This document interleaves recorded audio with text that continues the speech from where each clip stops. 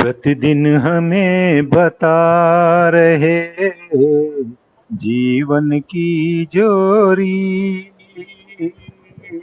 मात पिता गुरु बंधु सुत ओ मेरे मन में नमन हृदय से आपको हमको रहे सिखाए। माटी बिन कुम्हार के बस कीचड़ रह जाए, बस कीचड़ रह जाए। नमस्कार साथियों, आप सबका हार्दिक स्वागत है पोएसी टेल की इस काव्य संध्या में, जिसमें मेरे साथ हैं बनारस से डॉक्टर सुबुही जफर जी, जो इस कार्यक्रम को संचालित करेंगी। लखनऊ से डॉक्टर राकेश चंद्रा जी, मुंबई से विपिन कांबले जी, और मुंबई से ही मणि सक्सेना जी, और डॉक्टर आशीष गौड़ जी कहीं ट्रैफिक में फंसे हैं, अगर समय मिला तो ज्वाइन करेंगे, वो इंतजार करते हैं। और इस काव्य गोष्ठी का में आप सबका स्वागत है। और मैं ज़्यादा समय न लेते हुए बनारस से डॉक्टर सुबही जफर जी से अनुरोध करूंगा कि कृपया वो आगे काव्य गोष्ठी का संचालन करें। आइए सुबही जी। धन्यवाद अजय जी। पोएजी टेल्स हिंदी काव्य गोष्ठी में आप सभी का हार्दिक स्वागत है। मैं डॉक्टर सुबुही जाफर आतिका आज के इस कार्यक्रम का संचालन करूंगी एवं यह अवसर प्रदान करने के लिए मैं पोएजी टेल्स एडमिन अनुपमा मैम और अजय जी का हार्दिक आभार व्यक्त करना चाहती हूँ। आज तक आप सबने धरा एवं आकाश का संगम देखा होगा, नदियों का संगम देखा होगा, सुरों का संगम अनुभव किया होगा, परंतु आज के इस कार्यक्रम में कविताओं का संगम होगा। वह कविताएं जो सार हैं भावनाओं का, हृदय की तरंगों का, आत्मा की छवि का, शब्दों के अनूठे महासागर का। तो ज्यादा समय नष्ट ना करते हुए मैं बुलाना चाहूंगी हमारी पहली कवित्री को, जो हैं मणि सक्सेना जी। ये न केवल कवित्री हैं अपितु सुर साम्राज्ञी भी हैं। ये मुंबई में रहने वाली एक गायिका, कवियत्री और द्विभाषी लेखिका हैं, जो प्रेरणात्मक, आध्यात्मिक, सामाजिक, देशभक्ति, प्रकृति, प्रेम, वियोग आदि विषयों पर अपनी कलम चलाती हैं। इन्होंने बीएचयू से भूविज्ञान में स्नातकोत्तर किया है और वर्तमान में प्रयाग संगीत समिति इलाहाबाद से हिंदुस्तानी शास्त्रीय संगीत की शिक्षा भी ले रही हैं। उनकी कविताओं, कहानी और गायन आदि को एशियाई स्तर पर सम्मानित किया गया है और पुरस्कृत भी किया गया है। विभिन्न वेबसाइटों, समाचार पत्रों व काव्य संग्रह में उनकी कविताएं भी प्रकाशित हुई हैं, जिसमें नव वर्ष का गणतंत्र, प्रेमांजलि, काव्य मंजूषा 2021, हम पंछी एक डाल के, भावांजलि, माँ की महिमा, शहादत एक इबादत, प्रकृति प्रमुख हैं। लेखक और कवित्री के रूप में वह अपने पाठकों को एक सरल, आनंदमय और खुशहाल जीवन जीने के लिए प्रेरित करती हैं। तो मणि सक्सेना जी, आपका हार्दिक स्वागत है और अब मंच आपका। आप अपनी कविता प्रस्तुत करिए। जी बहुत बहुत शुक्रिया सुबोही जी। और सर्वप्रथम यहाँ बैठे सभी गुणीजनों को मैं नमन करती हूँ, अपनी सरस्वती माँ को नमन करती हूँ और अपनी धरती माँ को प्रणाम करती हूँ। और जैसे कि अभी मैं शुरुआत ही कर रही हूँ, तो एक समझ लीजिए एक भक्ति रस की ही कविता है, साथ में कहीं ना कहीं वो एक मोटिवेशनल पोएम है। तो इसका शीर्षक है महाकाल मैं बनता गया। मैं शुरू करती हूँ। कि काल के प्रवाह में बहाव में बढ़ते चलो, काल के प्रवाह में बहाव में बढ़ते चलो, थके जो पग रुके जो पग तो हौसला बुलंद करो। ये जिंदगी की नाव है तो आंधियां तो आएंगी, ये जिंदगी की नाव है तो आंधियां तो आएंगी, मगर तुम अपनी धार से पतवार को खींचे चलो। वो आसमां भी एक दिन शीश को झुकाएगा, वो आसमां भी एक दिन शीश को झुकाएगा, बुलंदियां तुम्हारी देख काल मुस्कुराएगा। सिर झुका के कर मिला के, सिर झुका के कर मिला के काल से कहना सुनो। जब हमारी जिंदगी में कभी कभी उतार चढ़ाव बहुत ज्यादा आते हैं, तो उस वक्त जब ज्यादातर हम दुख में होते हैं, हम ज्यादातर उसी टाइम पे भगवान को याद करते हैं, ईश्वर को। तो जब ईश्वर को याद करते समय जब वो आप देखते हैं ना कि आपका भक्त कहीं परेशान है, जब ईश्वर तो वो प्रकट होते हैं। और वो किस तरह से आते हैं कि सिर झुका के कर मिला के काल से कहना सुनो, ये तेरा ही प्रवाह था जो खींचता मुझको गया। मैं थक गया, मैं रुक गया, पर तू संभालता चला, काल की सीमाओं से निकालता मुझको गया। मैं बस तेरे प्रवाह में, बहाव में बढ़ता चला, और धीरे धीरे संग तेरे महाकाल में बनता गया, और धीरे धीरे संग तेरे महाकाल में बनता गया। अब क्या है कि हमारी जिंदगी में जब जब चुनौतियां आती हैं या कुछ भी कठिनाइयां आती हैं, तो उस कठिनाइयों में कैसे जब हम डूब जाते हैं, तो कैसे शिव जी या कैसे हमारा जो भी ईश्वर है वो हमारे सामने हमारे जोश को बढ़ाने के लिए आता है कि चुनौतियों की थी लड़ी, कठिनाइयां भी थी बड़ी, दिशा विहीन राह पे थी मृत्यु द्वार पर खड़ी। विषम कहानियों की हो चली थी प्राण की गति, विषम कहानियों की हो चली थी प्राण की गति, विवेक शून्य मौन धारणा किए थी जिंदगी। उठा के डमरू, अब आ गए हैं शिव जी कि उठा के डमरू हाथ में बजाया नाद कान में, उठा के डमरू हाथ में बजाया नाद कान में, कैलाश ने कैलाश के जगाए प्राण प्राण में। एक कैलाश जो हमारे शिव जी हैं और एक कैलाश जो हम भक्त हैं, तो उस एक कैलाश ने दूसरे कैलाश के प्राण में प्राण डाल दिए। एक प्रवाह शीश चक्र से आरंभ हुआ। अब जैसे जैसे आपके साथ ईश्वर मिलते चले जा रहे हैं, वो आपको शक्ति दे रहे हैं, तो हमारा जो ये यहाँ का जो चक्र होता है मेडिटेशन वाला, उसमें कुछ संचार हुआ ऊर्जा का। तो एक प्रवाह शीश चक्र से प्रारंभ हुआ, रोम रोम में बहाव रक्त का आरंभ हुआ। बजा के डमरू नृत्य कर दृढ़ता से तू खड़ा रहा, बजा के डमरू नृत्य कर दृढ़ता से तू खड़ा रहा। मैं श्वासों से था लड़ रहा, तू श्वास मेरी बनता रहा। तू चित्त में प्रवेश कर शरीर में समा गया।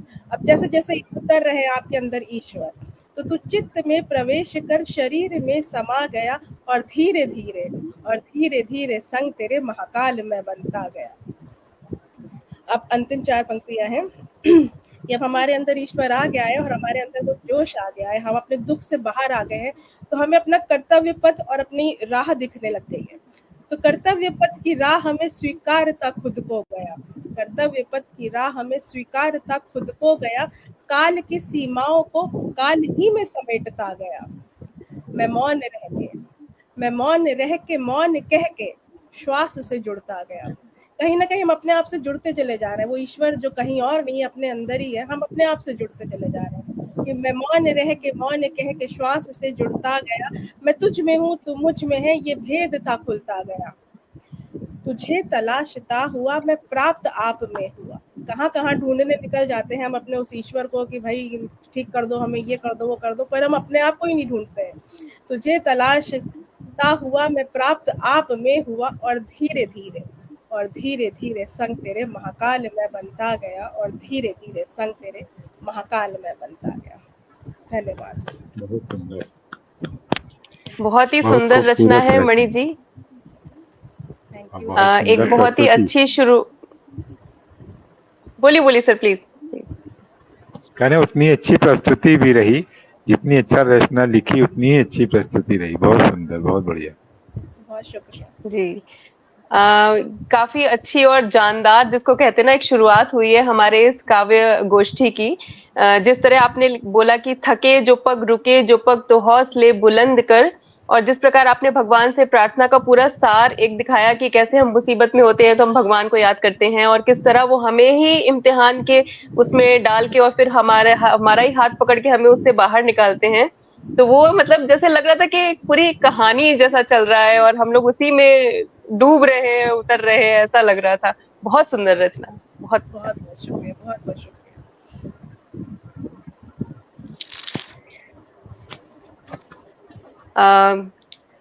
तो कार्यक्रम को आगे बढ़ाते हुए मैं अब आमंत्रित करना चाहूंगी हमारे अगले प्रतिभागी, जो कि राकेश चंद्रा जी हैं, जिन्हें काव्य जगत बहुत ही भली भांति जानता है और जिनके परिचय के लिए उनका नाम ही काफी है। वह लखनऊ उत्तर प्रदेश के निवासी हैं और उनकी अभी तक 4 पुस्तकें प्रकाशित हो चुकी हैं, जिनमें एक कविता संग्रह है मेरे शहर में, एक रेखाचित संग्रह है बेचेहरे वाले लोग, सुन भाई साधो ललित निबंध, एवं वर्तमान बाल साहित्य समीक्षा के आईने में। इनकी कविताएं एवं बाल साहित्य की पुस्तकों की समीक्षाएं विभिन्न पत्रिकाओं में प्रकाशित हो चुकी हैं। तो आइए मिलकर स्वागत करते हैं राकेश चंद्रा जी का। सर नमस्ते। बहुत बहुत धन्यवाद आपको। एक बात आपसे, और इको कर रही है? ठीक है आवाज आपकी। ठीक है ठीक है। मुझे आपके आसपास के परिवेश में कविता जो है होना बहुत अच्छा लगता है, और मेरी कविता अधिकांश जो है वो इसी प्रकार से जन्म लेती है अचानक। अभी 4-5 दिन पहले की घटना हुई है, वो आपके सामने प्रस्तुत करना क्या था और कैसे हुआ उसका। मेरे घर के सामने वाले मकान से, मेरे घर के सामने वाले मकान से इन दिनों आती है ऐसी आवाजें। ऐसा लगता है कि कोई कई लोग मिलकर किसी पालतू कुत्ते को दिखा रहे हो। ऐसा लगता है कि कोई या कई लोग मिलकर किसी पालतू कुत्ते को दिखा रहे हो निशों की भाषा, वो भी सब मनुष्य। ऐसा इसलिए लगता है कि वो लोग कुत्ते को सामने बिठाकर कहते हैं सिट, स्टैंड अप, मूव, ईट जैसे कितने, और आश्चर्य है कि वो पालतू कुत्ता ना तो गुस्सा प्रकट करता है, गुर्राता है और ना भौंकता है, बस चुपचाप ग्रहण करता है हवा से गिरते शब्द। क्या पता वो कुत्ता भी कुछ सभ्य मनुष्य की तरह सभ्य होना चाहता है। क्या पता कि वो कुत्ता भी कुछ सभ्य मनुष्यों की तरह सभ्य होना चाहता है। इतना ही कुछ दिनों के बाद वो वैसा करने लगता है, यानी कि जब सिट कहा जाए तो बैठ जाता है, और जब ईट कहा जाए खाने लगता है। मैं उद्यत होने लगता हूँ, मैं उद्यत होने लगता हूँ ऐसी ही एक भाषा की खोज में जो बना सके सभ्यता की खाल खोजे उन नर पशुओं को वास्तव में सभ्य। मैं उद्यत होने लगता हूँ ऐसी एक भाषा की खोज में जो बना सके सभ्यता की खाल ओढ़े उन नर पशुओं को वास्तव में सभ्य, वो भी ऐसे समय जब संस्कारों और देदीप्यमान मूल्यों को अच्छे से लीपे पोते घर से किसी एक अनाम के आगे में रख दिया गया हो सहेज भावी पीढ़ियों के लिए। वो भी ऐसे समय संस्कारों और देदीप्यमान जीवन मूल्यों को अच्छे से लीपे पोते घर किसी एक अनाम से आगे रख दिया गया हो सहेज भावी पीढ़ियों को। धन्यवाद। बहुत सुंदर,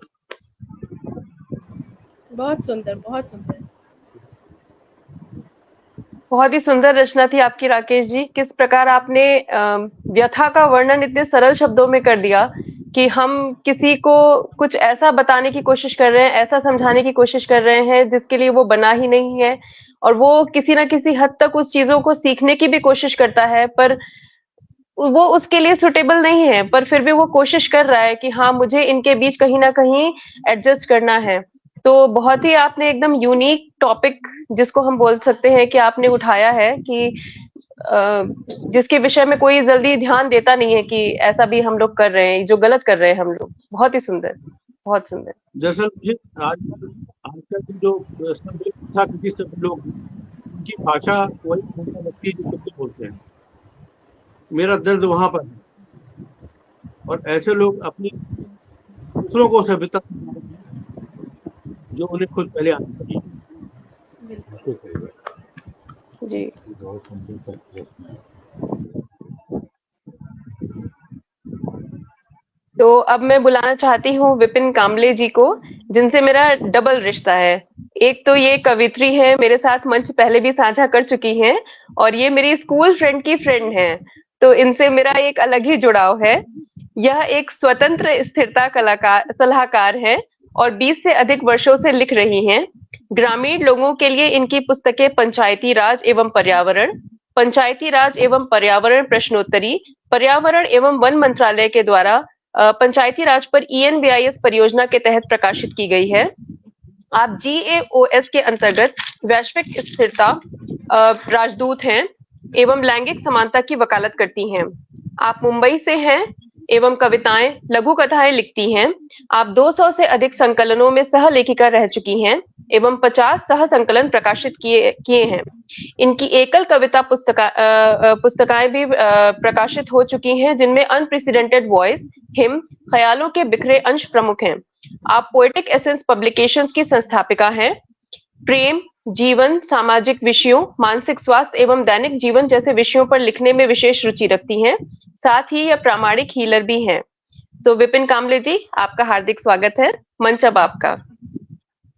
बहुत बहुत धन्यवाद मैम। कम शब्दों में बहुत सारा आपने व्याख्यान किया, उसके लिए बहुत बहुत आभार है आपका। Thank you so much ma'am. हम आजकल सोशल मीडिया से बहुत ज्यादा जुड़े हुए हैं। हम कहते हैं हम जुड़े हुए हैं, लेकिन कहीं ना कहीं हम अकेले भी हैं। तो आज मैंने उसी विषय को लिया है। मेरी कविता का शीर्षक है सामाजिक जुड़ाव और अकेलापन। जुड़े तो हैं, लेकिन फिर भी कहीं ना कहीं अकेले हैं। कभी थे हम अपने साथियों के साथ, अब जुड़े हैं बस नकली आभासी तारों के साथ।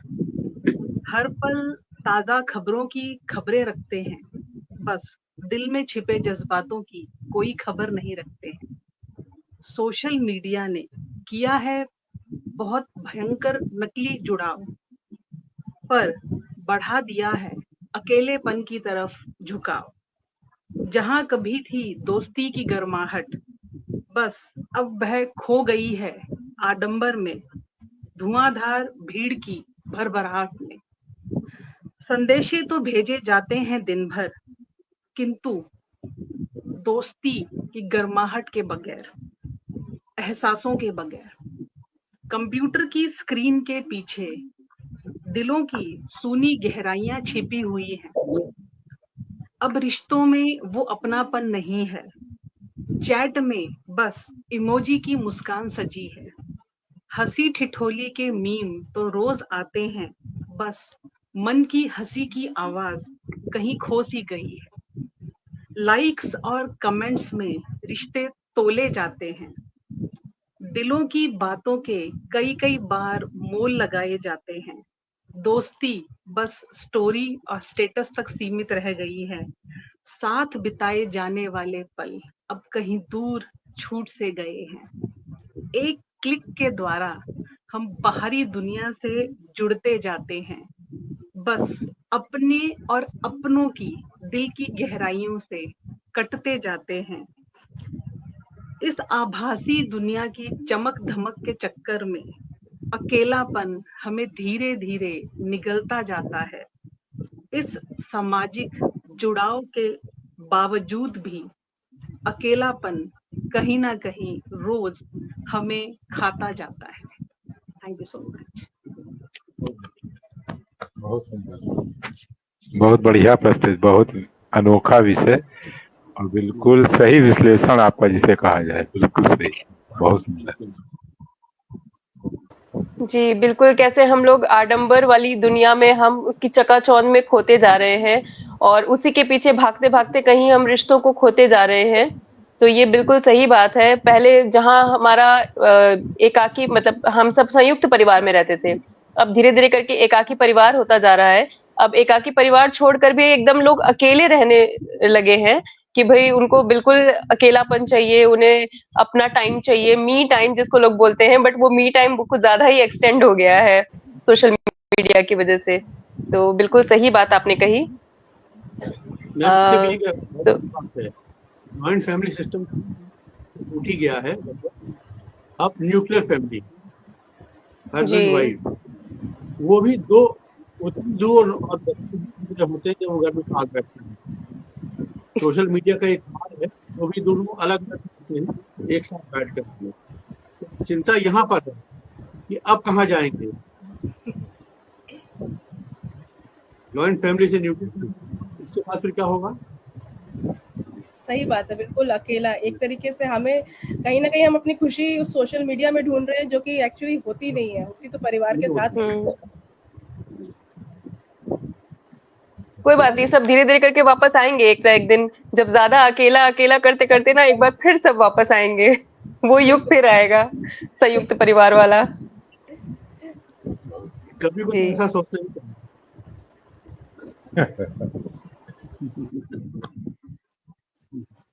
तो कार्यक्रम को आगे बढ़ाते हुए अब मैं आमंत्रित करना चाहूंगी अजय वर्मा जी को, जो मेरे लिए बड़े भाई जैसे हैं, और आज के इस इवेंट का संचालन करने के लिए उन्होंने ही प्रोत्साहित किया था और मेरा मार्गदर्शन भी उन्होंने ही किया है। मैंने हर दिन उनसे कुछ ना कुछ पूछा है, इसका कैसे, ये कैसे होगा, वो कैसे होगा, और उन्होंने बहुत ही मतलब पेशेंस के साथ मुझे सब कुछ समझाया।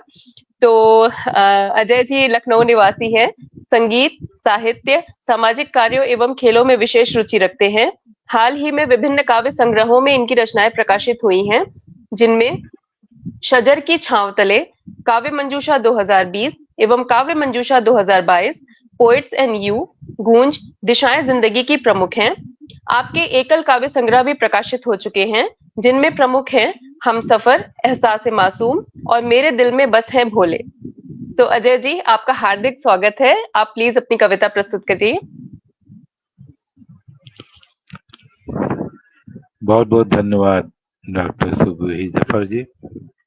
बहुत बहुत आभार आपका कि आपने न केवल काव्य गोष्ठी में काव्य पाठ करना स्वीकार किया, बल्कि मन संचालन भी स्वीकार किया, क्योंकि हम एडमिन लोगों के लिए एडमिन रहते हुए संचालन, मन संचालन करना थोड़ा कठिन पड़ जाता है।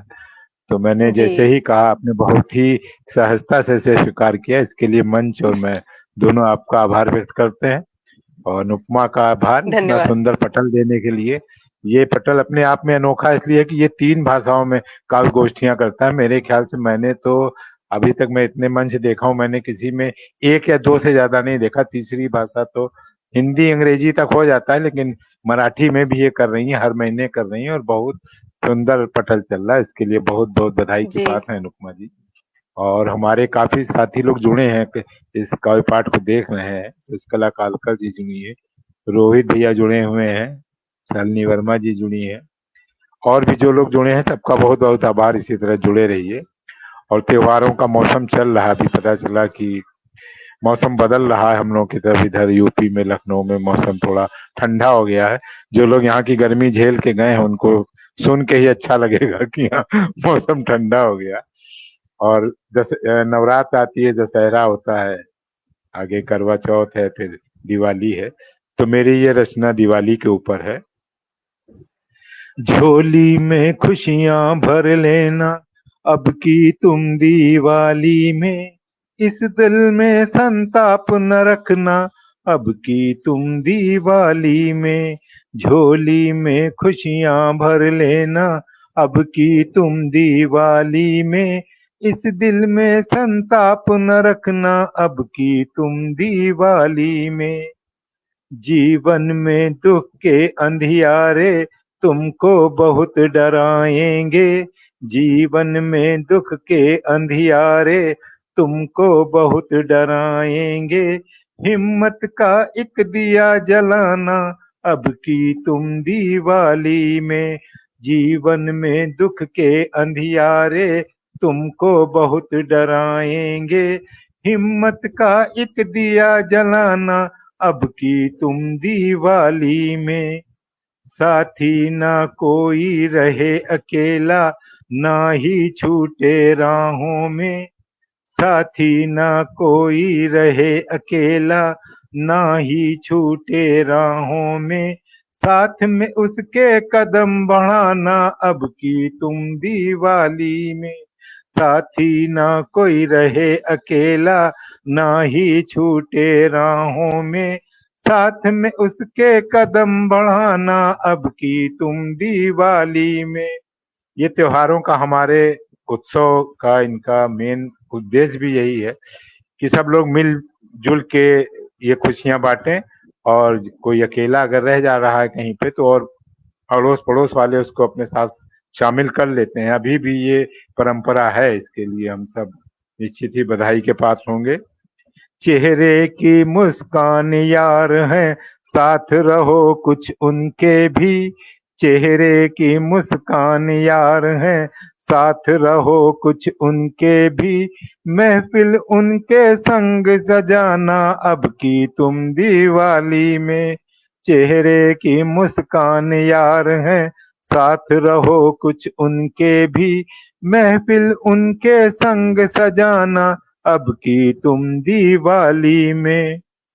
परिवार साथ हो जब सारा, धड़कन दिल की फिर गाती है। परिवार साथ हो जब सारा, धड़कन दिल की फिर गाती है। धमा चौकड़ी खूब मचाना अब की तुम दिवाली में। परिवार साथ हो जब सारा, धड़कन दिल की फिर गाती है। धमा चौकड़ी खूब मचाना अब की तुम दिवाली में। तो बहुत बहुत धन्यवाद आप सबका, और मेरी यही कामना है कि सबकी दिवाली, सबके त्योहार, आगामी जीवन बहुत ही खुशी से बीते। और कई लोग जुड़ गए हैं, शशिकला दीदी जुड़ी हुई हैं, अनुपमा जी जुड़ी हैं, रोहित भाई जुड़े हैं, मणि जी हैं जुड़ी हुई। बहुत बहुत आभार आप सभी का। जी डॉक्टर सुबोही जी। बहुत ही सुंदर रचना थी अजय जी आपकी। जिस तरह आपने कहा कि झोली में खुशियां भर लेना अब की तुम दिवाली में, मने अभी सारा त्योहार स्टार्ट ही हो रहा है, या हिंदुस्तान तो त्योहारों का ही देश है। यहाँ आए दिन कुछ ना कुछ त्योहार होता ही रहता है, बट जो मेन त्योहार होते हैं होली, दिवाली, दशहरा, ये बहुत ही सबको जोड़ने का काम करते हैं। लोग दूर दूर से भी इन त्योहारों पर अपने घर आते हैं। जैसे आपने कहा, हिम्मत का दिया जलाना, सबको साथ लेकर चलना, यार दोस्त, संयुक्त परिवार, आपने हर एक पॉइंट, हर एक बिंदु को आपने टच किया कि कुछ छूटना नहीं चाहिए। त्योहार पे सबको साथ रहना बहुत जरूरी है और खुश रहना बहुत जरूरी है, और त्योहार खुशियों के लिए ही आते हैं और साथ में बहुत सारी खुशियां लाते हैं। बहुत जी बहुत सुंदर जी। रचना। और यह है कि सब लोग साथ में रहें, न केवल आभासी दुनिया में, जैसा अभी विपिन जी ने कहा कि सोशल मीडिया पे ही ना रहें, हम लोग सामने आमने सामने भी रहें। बहुत बहुत आभार आप सबका जिन्होंने इसको सराहा। और अब जैसे मैं काव्य भैया, पाठ जी मैं कह रही, जैसे जो त्योहार बार आपने दिवाली में बोला ना, अगर यही त्योहार वाली जो फीलिंग है अगर साल भर तक रहे ना, तो वो सोशल मीडिया वीडियो सब साइड हो जाए। हाँ, सही बात है। ट्रू। कुछ दूरी, डॉक्टर साहब ने जैसे बताया कि अब न्यूक्लियर फैमिली हो गई, थोड़ा फैमिली वालों का भी ये कर्तव्य होना चाहिए आगे चल के कि हाँ और भाई, ये इसकी भी खास तौर से एक यूथ अलग जो महत्ता है। मतलब हम्म, आदमी के मिलने जुलने की भी अलग महत्ता है। तो बिल्कुल अपने में हम लोग खुश हैं, ठीक है, वेल बीइंग है, सब ठीक है, लेकिन जो हमारे मिलने की बात है वो अलग बात होती है, ये कहने का मतलब। जी। चलिए, बहुत बहुत आभार जिनका, जो लोग जुड़े हुए हैं। और मैं काव्य पाठ के लिए बुलाना चाहूंगा, बहुत ही खूबसूरत मंच संचालन कर रही बनारस से डॉक्टर सुबोही जफर जी। और आप एक तो पेशे से डॉक्टर हैं और फिर ऑन्कोलॉजी की कैंसर स्पेशलिस्ट हैं, और उसके बावजूद काव्य रचना करना, आप हिंदी अंग्रेजी दोनों भाषाओं में करती हैं, और बहुत ही खूबसूरत व्यक्तित्व है आपका। 4 लाइनों से आपको मैं आमंत्रण दूंगा। हौसले दिल में मेरे मंजिलों पर है नजर, हौसले दिल में मेरे मंजिलों पर है नजर। चलते जाना है मुझे, शाम हो या फिर शहर। चलते जाना है मुझे, शाम हो या फिर शहर। साथ है अपनों का और रब की है इनायत नजर। साथ है अपनों का और रब की है इनायत नजर। कामयाब होना है मुझको हर डगर मुझे हर सफर। कामयाब होना है मुझको हर डगर मुझे हर सफर। इन्हीं दुआओं के साथ हम आवाज देंगे डॉक्टर सुबही जाफर जी को कि आए और काव्य पाठ करें। बहुत बहुत स्वागत है आपका। धन्यवाद अजय जी, इतना सुंदर परिचय देने के लिए, और इतनी सारी दुआएं देने के लिए साथ ही साथ। तो मेरी जो आज की कविता है वो महिलाओं के ऊपर ही आधारित है। जैसे हमेशा से ना महिलाओं की जो एक पोजीशन है वो कभी भी प्रॉपरली डिफाइंड नहीं रहती। कभी तो हम उन्हें वीकर सेक्शन में रख देते हैं, कभी हम उन्हें स्ट्रॉन्गर सेक्शन में रख देते हैं। अभी नवरात्रि गई, तो उसमें वो देवी का रूप हो गई। कभी ये नवरात्रि खत्म हो जाएगी, वो देवी का रूप खत्म हो जाएगा और वो एक वीकर सेक्शन में आ जाएंगे। उनकी कोई प्रॉपर डिफिनेशन अभी तक आज तक बनी ही नहीं है कि हम उन्हें कहाँ, कैसे, हम उन्हें, हमारे मन में वो कहाँ है, या शायद हम लोग खुद ही नहीं जानते। एज अ फीमेल हम खुद नहीं जानते अपनी पोजीशन। और हर चीज के लिए हम क्या करते हैं, हम भगवान को दोषी मान लेते हैं कि भगवान ने ऐसा सोचा होगा, भगवान ने यही तय किया होगा। तो मेरी जो आज की कविता का शीर्षक है वो है महिलाओं के लिए क्या है विधि का विधान। और थोड़ा थोड़ा ये जो कोलकाता में अभी एक कोलकाता हॉरर के नाम से आप सभी जान रहे हैं, वो जो अभया कांड हुआ है, उस पे भी ये थोड़ा सा इसमें मैंने लिखा है। तो कविता कुछ इस प्रकार है। बचपन से सुना है होता है सब विधि का विधान, किसी को मिलता है कष्ट तो किसी को समाधान, कोई होता है विफल तो कोई बनता है महान, पर क्या है महिलाओं की नियति में, कोई बतलाएगा श्रीमान। कोई बनी अबला तो कोई बनी महान, किसी को मिला अर्धांगिनी का पद तो किसी को बांझ, किसी को मिला खुशहाल जीवन, किसी को मुट्ठी भर सांस, आखिर कब तक यूं ही तौला जाएगा एक स्त्री का आत्मसम्मान। अब जैसे अगर हम बात करें महाभारत, रामायण, इन सब की, तो वहां पे भी महिलाओं की स्थिति कुछ खास परिभाषित नहीं थी कि कोई अग्नि परीक्षा दे रहा है, कोई आंखों पे पट्टी बांध के चल रहा है, कोई पति की आज्ञा का इंतजार कर रहा है। तो उस पे मैंने लिखा है, किसी ने दी अग्नि परीक्षा, किसी ने सहा चीर हरण का अपमान, कभी बांधी आंखों पर पट्टी तो कहीं पुत्र को अनाधिकार। कोई बनी ऋषभि, किसी को प्राप्त हुआ पालनकर्ता का साथ, इतने विशेषणों के अधीन क्यों है स्त्री की पहचान। माता पिता को प्राप्त हुआ संतान सुख एवं विकास, तो किसी को नहीं आया यह सुख रास। होनहार बेटी की बलि चढ़ गई, रोकती रही व्यभिचार, क्या उस जलती अग्नि में राख होंगी इच्छाएं और मनुहार। हे पुरुष, क्या यूं ही होता है परिभाषित पुरुष प्रधान समाज, क्यों पौरुष और बल दिखलाने का यही चुनते हो मार्ग। नहीं है स्त्री खिलवाड़ की वस्तु, बांध लो या गांठ, भगवान ने भी नारी को दिया है अर्धांगिनी का अधिकार। धन्यवाद। बहुत सुंदर, बहुत बहुत ही सुंदर बहुत सुबोही जी, सुंदर। बहुत सुंदर। कम शब्दों Thank में you. और बहुत ही मतलब क्या क्या है, भावपूर्ण रचना जिसे कहा जाए।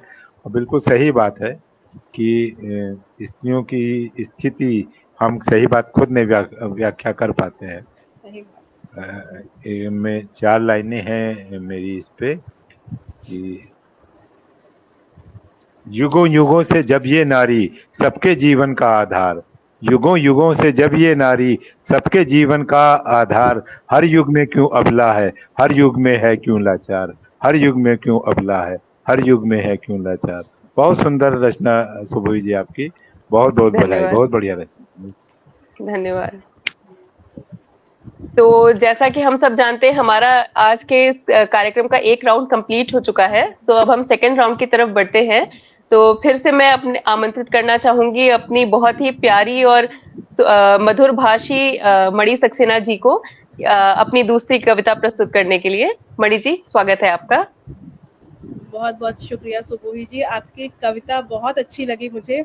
एक अलग ही पहलू आपने धन्यवाद। दिखाया कि हम खुद नारी होकर भी नहीं कई बार समझ पाते हैं कि हमारी एक्चुअल पहचान क्या है। ये बहुत सही बात थी। और आप ही की कविता से जुड़ी हुई मेरी भी कविता है, जो कि जिसका शीर्षक मैं नारी हूँ। उसमें मैंने नारी के उस रूप को दिखाया है कि वो कब, जैसे कहते हैं ना कि कब वो ताकतवर, और उसके हर एक पहलू को, और हमारे देश की जो महान नारियां हैं उनके बारे में मैंने कविता लिखी है। कि हूँ कभी माँ, कभी भार्या, कभी बेटी, कभी बहन, कभी बहू, पर सर्वप्रथम मैं नारी हूँ, मेरी यह पहचान खुद में संपूर्ण। मन मस्तिष्क में रखे संतुलन, मन मस्तिष्क में रखे संतुलन, ओढ़ती करुणा चुनर की चांदी। मन मस्तिष्क में रखे संतुलन, ओढ़ती करुणा चुनर की चांदी, विषम परिस्थिति में जीत की मिसाल से परिभाषित है नारी।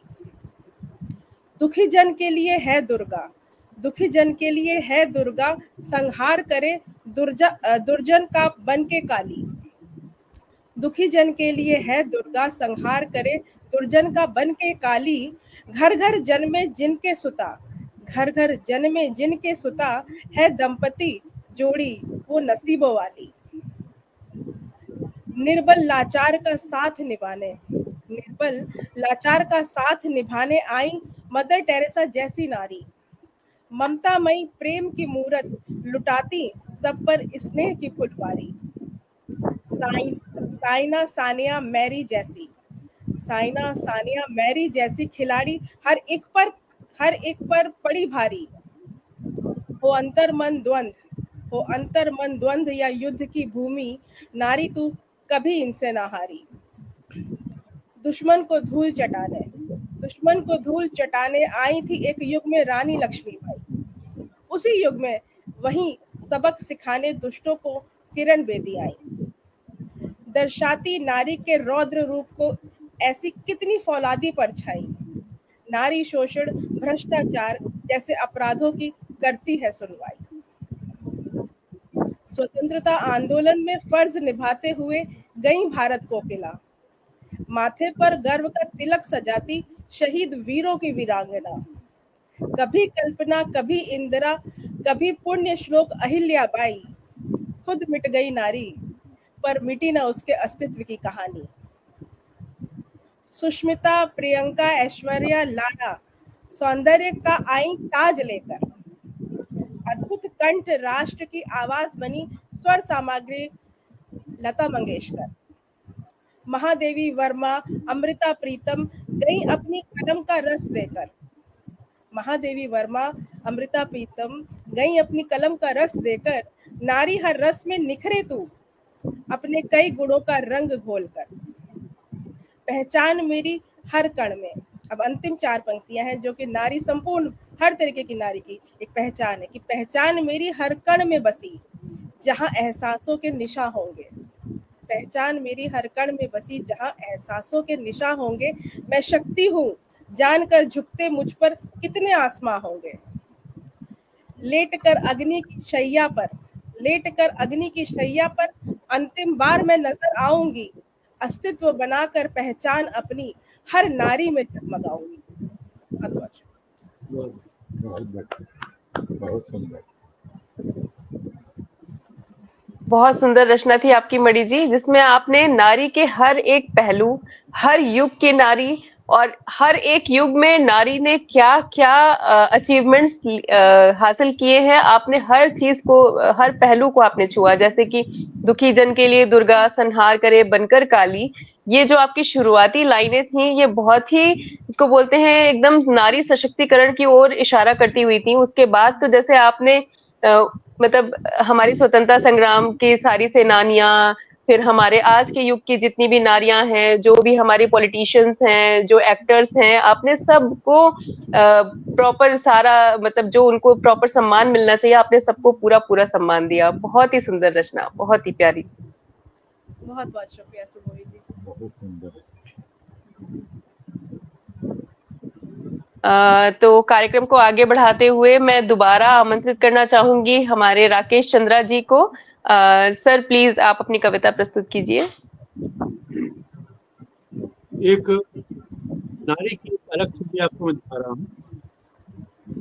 इसका शीर्षक है जबरी के पास। नील गगन की छाँव में हरितिमा की गोद में, नील गगन की छाँव में हरितिमा की गोद में मैं सिमटी खड़ी हूँ, एक वृक्ष का अवलंबन लेकर। सदियों से पहले अपने चितचोर की तलाश में, अपलक में आंखें बिछाए, अपलक में आंखें बिछाए और सुन रही हूँ पदपाप आहटों का शोर। जमाने गुजर गए उसके आने की कहानी। एक प्यासी नदी रस तिक्त भी दो की लुप्त हो चुकी अमृतसरी की एक रसधार बन चुकी हूँ मैं। एक प्यासी नदी रस तिक्त भी है जो की लुप्त हो चुकी अमृतसरी की एक रसधार बन चुकी हूँ। वो आएगा जरूर, इतना सा ख्वाब है। वो आएगा जरूर, इतना सा ख्वाब है। इतने समय के बाद भी मेरी आंखों में ताक है। इतने समय के बाद भी मेरी आंखों में साफ है, मन को न रीता कर सका विगत, मन को न रीता कर सका विगत पतझड़ों का वार। वो आएगा जरूर हवाओं के वेग से, वो आएगा जरूर हवाओं के वेग से, इसलिए खड़ी हूं मैं देहरियों के पास, इसलिए खड़ी हूं मैं देहरियों के पास।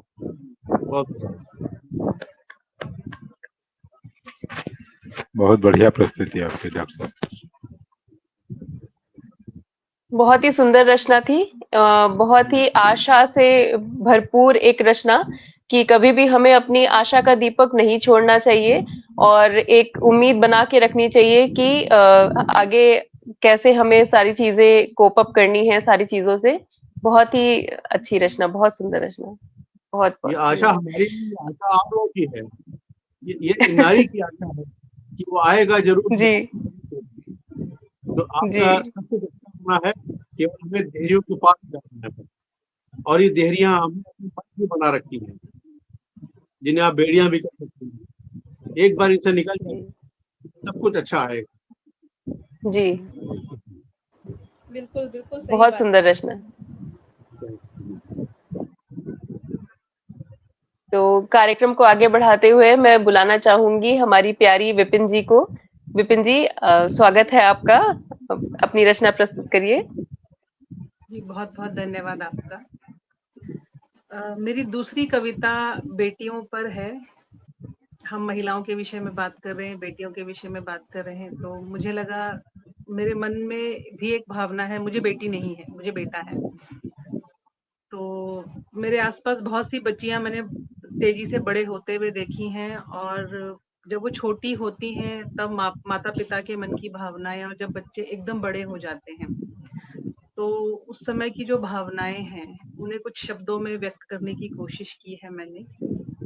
कल की सी बात लगती है, वो मेरी गोद में उबासियां लेती सोती रहती थी, झूले में डालते ही कुनमुनाने लगती थी, कंधे पे सर रखकर घंटों सोया करती थी, छोटे छोटे पैरों में पायल पहनकर पूरे आंगन में रुंझुन करती फिरती थी, अपनी चित्रकलाओं से पूरे घर की दीवारों को रंगा करती थी।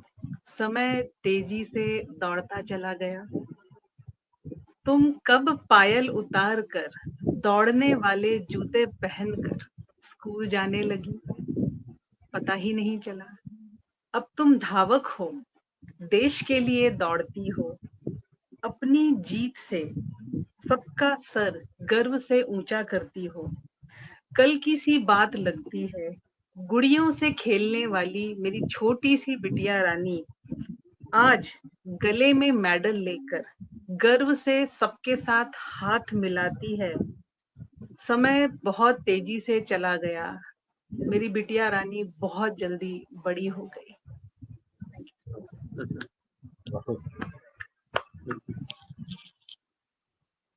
बिटिया लोग बहुत सुंदर रचना,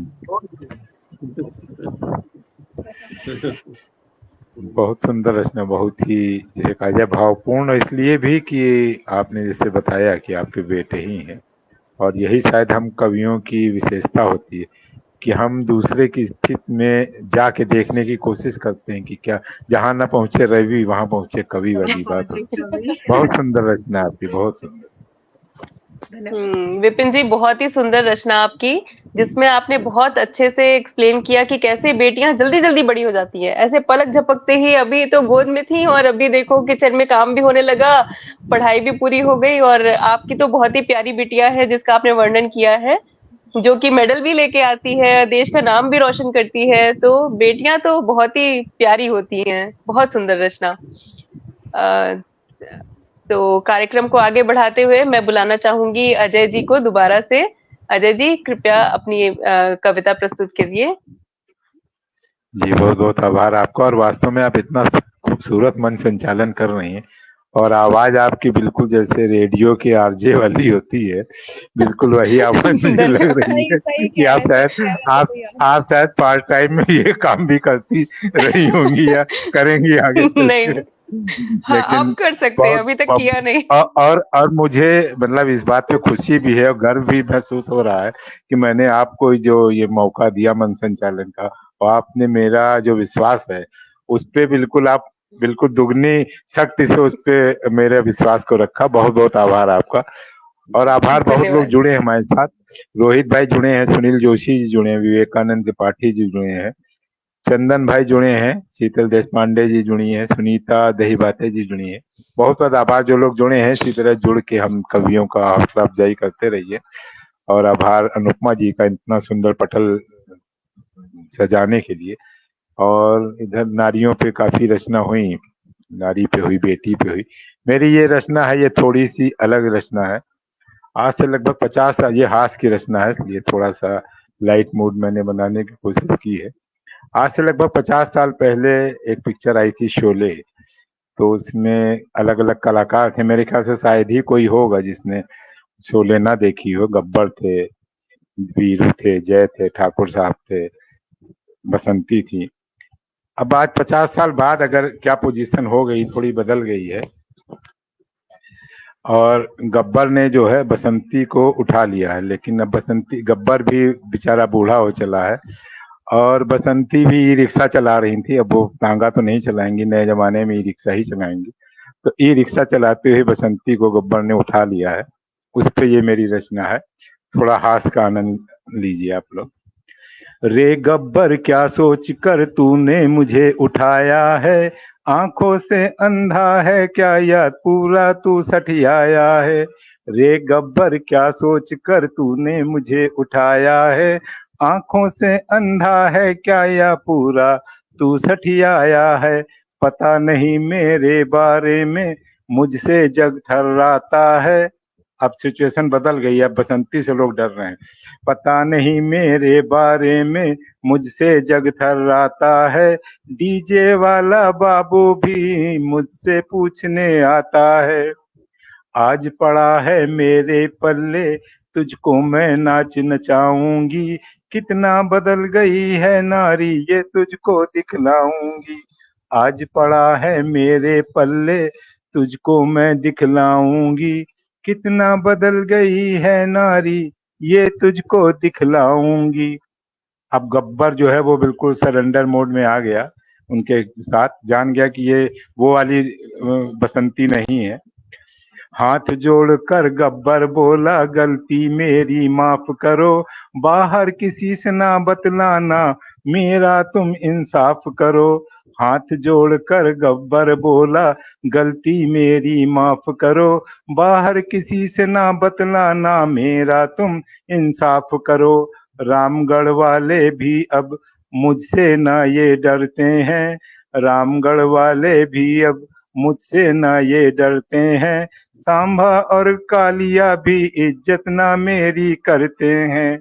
रामगढ़ वाले भी अब मुझसे ना ये डरते हैं, सांभा और कालिया भी इज्जत ना मेरी करते हैं। ठाकुर भी अपनी गाड़ी में धमकाने मुझको आता है, ठाकुर भी अपनी गाड़ी में धमकाने मुझको आता है। वीरू भी मुझसे अक्सर अक्सर हफ्ता लेकर जाता है। अब ये गब्बर जो है ये वीरू को ही वो दे रहे हैं हफ्ता।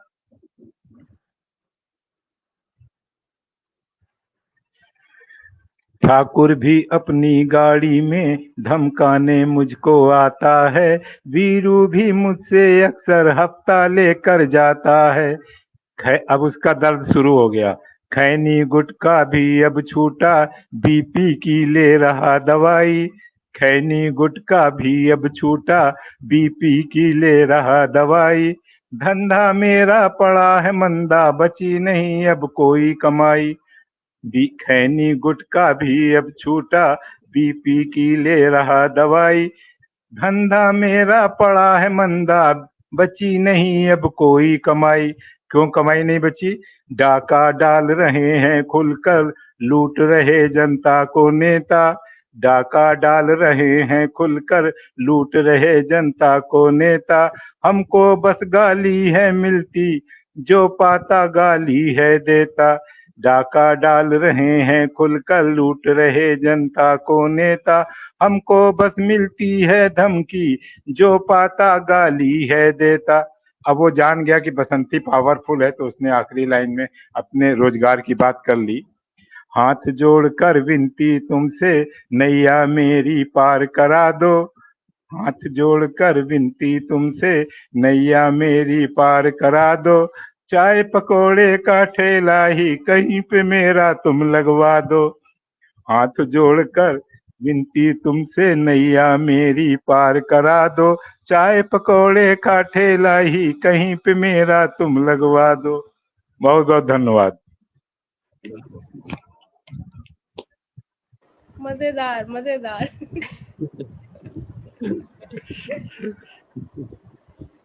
अब इस समय में अगर गब्बर होगा तो क्या करेगा, यही सोच के एक रचना लिखी थी एक बार होली के टॉपिक पे। शोले तो शोले 2 हो गया एक होली तरीके के से। पीछे, हाँ, तो इसका कहीं शोले लिखा, कम बैक। बहुत बहुत जी। चलिए आगे बढ़ाते हैं बहुत ही कार्यक्रम को। बहुत बहुत नहीं जी। नहीं सर सर मुझे बोलना है, मुझे बोलना है। हाँ बोलिए बोलिए बोलिए। ये इतनी अच्छी कविता है कि मैं बिना बोले नहीं रह सकती। ये आपने बहुत ही प्यारी कविता कही, जिसमें हास्य रस तो था ही, बट साथ ही साथ एक हिडन मैसेज भी था कि पहले की नारी जहां एक कमजोर हुआ करती थी, तो आज की नारी से पंगा नहीं लेना, बिल्कुल भी नहीं लेना। प्लस वुमेन एम्पावरमेंट अच्छे से आपने दिखाया, जेंडर इक्वालिटी आपने बढ़िया से बताई, और साथ में पॉलिटिशियंस किस तरह से करप्शन को बढ़ा रहे हैं, या अब आम जनता को किस तरह उन चीजों का सामना करना पड़ रहा है। इसमें ये हिडन मैसेज मुझे समझ में आया कि हास्य रस तो था ही साथ काफी ये इंफॉर्मेटिव और बहुत ही पावरफुल कविता लगी मुझे, बहुत और अच्छी, थोड़ा व्यंग बहुत व्यंग सुंदर रचना। व्यंग भी था इसमें। हाँ व्यंग भी था, हाँ बिल्कुल बिल्कुल। जी जी, बहुत बहुत धन्यवाद। यही सोच के लिखा, हम लोग अगर हंसते हंसते ही चुटकी ले जाएं तो इसी में यही हम लोगों की जीत होती है, जिसे कहा जाए जी कि बात निशाना कहीं पे लगाएं और लग कहीं पे जाए। ये भी एक कवियों का मकसद होता है। ये आर्ट है, जी। आर्ट है एक तरीके की। जी, हम्म। बहुत बहुत आभार जो लोग इसको सराहे, और आपका बहुत बहुत आभार। और अब मैं फिर से बुलाना चाहूंगा, बहुत खूबसूरत मन संचालन कर रही हैं डॉक्टर सुबुही जफर जी को। आइए अपना काव्य पाठ कीजिए। बहुत बहुत स्वागत है। धन्यवाद अजय जी, मुझे दोबारा से मंच प्रदान करने के लिए। जो मेरी अगली कविता है वो बेसिकली थोड़ी नारी बेस्ड तो है, बट उसमें ना एक पत्नी किस तरह से अपने पति के बारे में सोचती है, थोड़ी सी उस तरफ है ये कविता। तो मेरी कविता का शीर्षक है एक दूजे के लिए। तू समंदर है मेरा, मैं लहरों के सिवा कुछ और नहीं। तू मंजिल है मेरी, मैं मुसाफिर के सिवा कुछ और नहीं। तू किताब है मेरी, मैं वर्क के सिवा कुछ और नहीं। तू चांद है मेरा, मैं चांदनी के सिवा कुछ और नहीं। वर्क एक उर्दू शब्द है जो कि पृष्ठ के लिए यूज होता है, पन्नों के लिए यूज होता है। तू तस्वीर है मेरी, मैं रंगों के सिवा कुछ और नहीं। तू तकदीर है मेरी, मैं लकीरों के सिवा कुछ और नहीं। तू तदबीर है मेरी, मैं कुछ कोशिशों के सिवा कुछ और नहीं। तू तहरीर है मेरी, मैं लफ्जों के सिवा कुछ और नहीं। तदबीर होता है युक्ति या कोई भी काम करने का तरीका, और तहरीर होता है लिखी हुई कोई बात। फिर अगली लाइनें हैं, तू सहरा है मेरा, मैं बूंदों के सिवा कुछ और नहीं।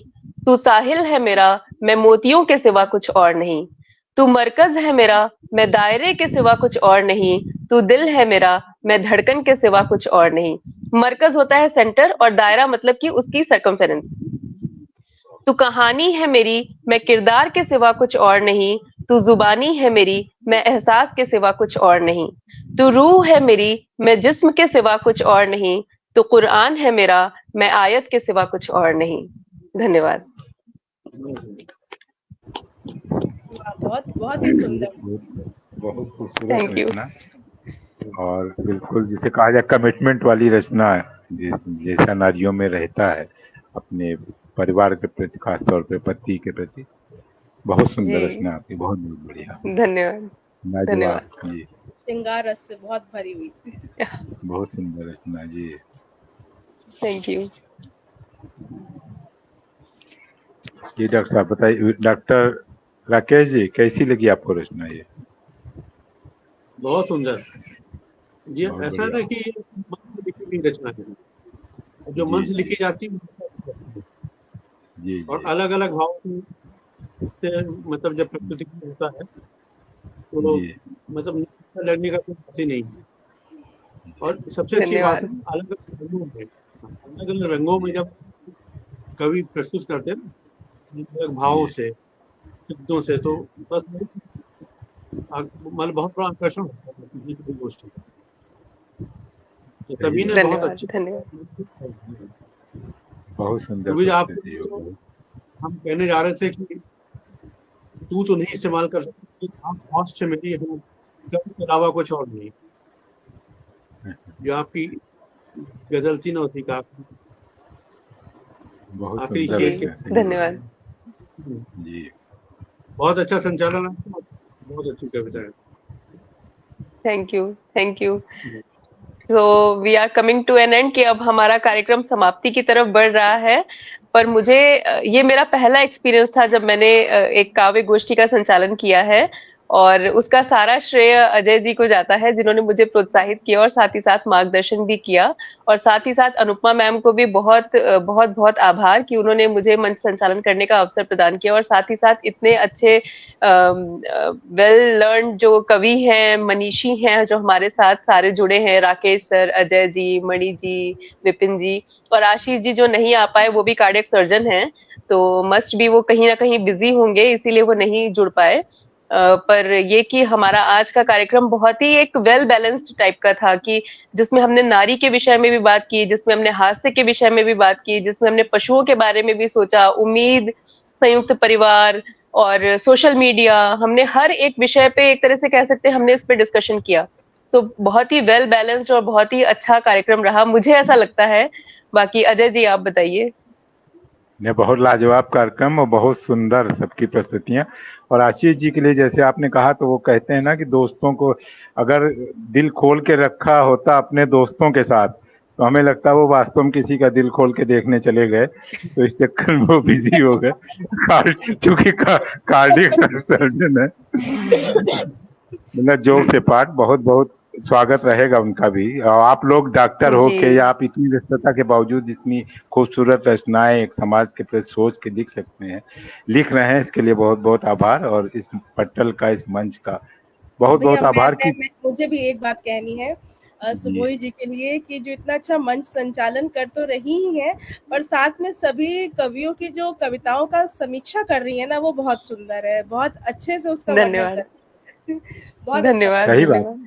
और दूसरी बात जो अजय हम भैया लोग के लिए, सुनने में लग जाते हैं, तो उसको फिर व्याख्या करना भूल जाते हैं, ये हाँ चक्कर होता एग्जैक्टली, है। तो वो बहुत अच्छी उसकी समीक्षा करके हम सबको बता रही है। और अजय भैया के लिए भी मैं कहना चाहूंगी कि ये तो हमेशा से एक मोटिवेटर की तरह है, इन्होंने मुझे भी मोटिवेट किया था संचालन करने के लिए, और आगे एक तरीके से सभी बहनों को ये बढ़ाते रहते हैं धक्का देके पीछे से, बढ़ो बढ़ो। देखिए, समय आप लोगों का है, जिसे कहा जाए आने वाला समय आप लोगों को संभालना ही है, जिसे कहा जाए, और संभाल रहे हो आप लोग। कोई देर से शुरू करता है वो बात दूसरी है, लेकिन किसकी योग्यता में कहीं कोई कमी नहीं है, जिसे कहा जाए। तो अच्छा लगता है कि सब लोग जुड़ के, और ये टीम स्पिरिट का खेल है। कविता हो चाहे कोई चीज, ये सब टीम स्पिरिट का। हम सोचे हम ही सब कुछ है, हम सब कुछ कर लें, बैटिंग बॉलिंग फील्डिंग सब हम ही कर लें, तो ऐसा नहीं है। सब लोग करते हैं, अच्छा लगता है, इसीलिए नए नए लोग जुड़ते हैं। और मैं जो लोग काव्य गोष्ठी देख रहे हैं उनसे भी अनुरोध है कि अगर आप काव्य पाठ करते हैं तो अवश्य जुड़िए हमारे पटल से। आपको हर तरह का सहयोग रहेगा पटल से और हम कवियों से। इसी उम्मीद के साथ, जी सुबोही जी कुछ कहना चाहेंगे आप? अजय जी ये नहीं कह नहीं रहे थे, सर, आप जी राकेश जी, जी। राकेश जी बोलिए बोलिए बोलिए। ये कह रहे थे कि आप कविताओं में अजय जी, जी कविता और गायन का मन कांटेक्ट रहता है। जी हमारे में। हाँ, जो आपकी कविता में जो तत्व होता है, जब आप जिस जी जैसे गा के कहते हैं, तो जी इसीलिए उसे कहते हैं मन कांटेक्ट हो जाता है आपकी प्रस्तुति में। क्यों मणि आप जी, ठीक कह पहले रहे हैं?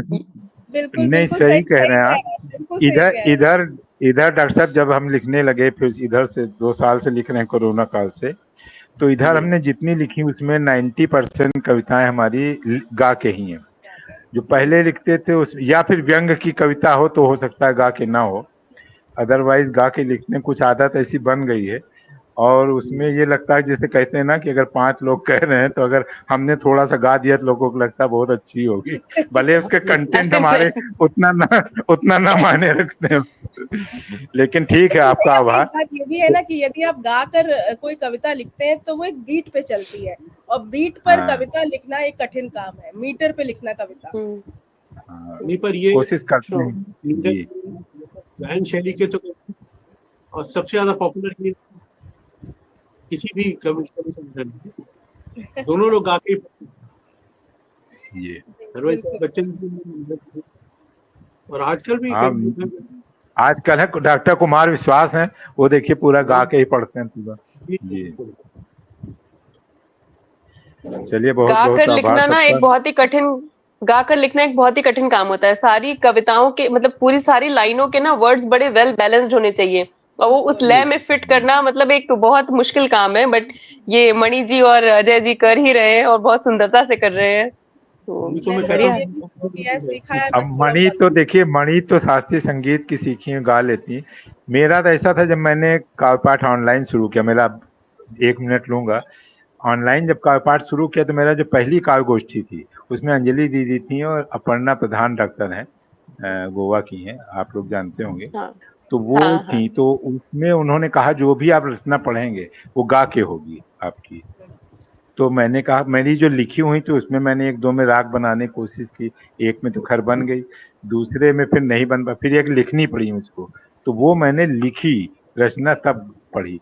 उसके बाद से मैंने जितनी लिखी रचना है वो सब गा के ही लिखी। जैसे कहा सही कह रहे हैं, ये सही बात आप कह रहे हैं अजय भैया, कि अगर एक बार आप मीटर पे लिखना शुरू करते हैं ना तो वही आपको खींचता है बार बार, कि उसको धुन दीजिए या उसको एक मीटर पे चलाते रहिए, और उसी में एक अलग आनंद आता है। अब ये भी हो गया कि अगर हम मैं हास भी लिखता हूँ तो कोशिश करता हूँ उसको भी मीटर पे रख के लिखूं तो वो ज्यादा सही रहे। चलिए, अच्छा, बहुत बहुत आभार आपका। आपका सबका दिन शुभ हो। विपिन जी, कुछ कहेंगे आप भी कार्यक्रम के बारे में? हम लोग सीख रही हूँ और मुझे बहुत नहीं, ऐसा ना कहिए, अच्छा लगता आप है। सबसे नहीं आप सर, सब ऐसी बात नहीं है।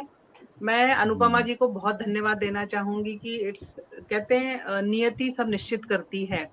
हम संयोग से मिले और उनकी तरफ से एक इनवाइट आया कि विपिन ज्वाइन कर लो, और मैं ज्वाइन हुई। मेरा तीसरा या चौथा इवेंट है आप लोगों के साथ, और हर बार मैं सीखती हूँ कुछ एक मोटिवेशन फील होता है हर बार मुझे कि कहीं ना कहीं कुछ ना कुछ जो कमी है उसमें कहीं ना कहीं इम्प्रूवमेंट की जरूरत है। और जब आते हैं सब लोगों के सामने और अपना लिखा हुआ पढ़ते हैं, और जब सब लोग एक प्रोत्साहन देते हैं कि नहीं बहुत अच्छा किया, एक समाज की तरफ संदेश गया या मन की एक भावना को व्यक्त किया, तो बहुत अच्छा लगता है कि चलो ये एक यात्रा है और यहाँ पर भी हर कदम पर कुछ ना कुछ नया सीख ही रहे हैं। तो मैं ऐसा है मेरे साथ कि कभी कभी मेरे पास शब्द नहीं होते हैं। वैसे मैं बहुत बात करती हूँ, बट जहाँ दिग्गज लोग हैं और जहाँ बड़े लोग हैं जो मुझसे ज्यादा सीखे हुए हैं, पढ़े हुए हैं, मैं वहां चुप रहना ज्यादा पसंद करती हूँ कि सीखो, समझो और उसके बाद फिर बोलो। विपिन जी, मैं आपके लिए भी कुछ कहना चाहूंगी। आपकी मैंने जो कविताएं सुनी उसमें एक जो प्रस्तुति थी ना वो बहुत ही ठहराव के साथ थी। उसको सुनने का जो आप धीरे धीरे से बोलती है ना, वो उसका आनंद उसमें अलग ही खूबसूरती दे रहा था जो आप ठहराव से बताती है। और सीखने का देखिए, सीखने अपने बारे में लिखती हूँ। मतलब एक राज की बात यह है कि जो भी कुछ मैं लिखती हूँ वो मेरे इर्द गिर्द घूमता है। मैं बहुत साइलेंटली चीजों को, लोगों को और आसपास की परिस्थितियों को ऑब्जर्व करती हूँ, और कहीं ना कहीं मुझे वो खुद से कोरिलेट करती हैं। तब मुझे ऐसा महसूस होता है कि बाहरी विषयों के बारे में बात करने से अच्छा जो चीज आपसे जुड़ी हुई है अगर आप उस विषय पे बात करेंगे तो वो ना एक टच महसूस होता है। जो मनी जी ने कहा कि मेरे बोलने में उन्हें ठहराव लगता है, तो वो मैं फील करती हूँ, शायद फिर वही वो शब्दों के द्वारा बाहर आता है। सही बात है। और जी बिल्कुल सही बात कही आपने सीखने की बात कही, तो हम लोग सीखते हैं जीवन में हर पल हर क्षण हर व्यक्ति से। और काव्य गोष्ठी में आप कह रही मन संचालन में इतना करता हूँ, लेकिन जब मैं मणि की सुनता था तो मन संचालन मुझे लगता था मैं बहुत नीचे हूँ, और आज सुबह जी को सुना तो मुझे लगा मैं और 2 कदम नीचे चला गया। इतना खूबसूरत मन संचालन। नहीं नहीं लेकिन खुशी भी होता है जब अपने घर के बच्चे, अपने घर की बहनें आगे जाती हैं तो अच्छा लगता है कि चलो उनकी तारीफ हो रही है, ये सुनने में अच्छा लगता है। इसलिए मुझे बहुत लेकिन सबसे अच्छा भी बड़ा लगा हाथ इसमें और आपका है सीखने कि का आप मिलता। इतने हाँ अच्छे, आपसे कोई खून का रिश्ता ना होकर भी जो आप एक भाई का वो निभाते हैं ना, और जिस तरह से हम सभी बहनों को आगे बढ़ाते हैं ना, ये बहुत अच्छी बात है, ये हर किसी में नहीं होती है। और प्लस ना मन में एक ये तसल्ली रहती है कि कुछ होगा तो अजय जी संभाल लेंगे, ठीक है हो जाएगा। संभाल लेंगे। चलिए, आभार आपका और सभी का। और कुछ लोग और जुड़े, प्रमोद मिश्रा भाई जुड़े हैं, बहुत बहुत आभार। कुमार प्रसन्ना जी जुड़े हैं, बहुत आभार। और जो लोग जुड़े सबका बहुत बहुत आभार। त्योहारों का मौसम है, इसी तरह हंसी खुशी से रहें, सब लोग मिलते रहें और मन से जुड़े रहें। आभार। आपका दिन शुभ हो, रात शुभ हो। नमस्कार, शुभ रात्रि, शब ब खैर। नमस्कार। बहुत बहुत धन्यवाद धन्यवाद। बहुत बहुत धन्यवाद।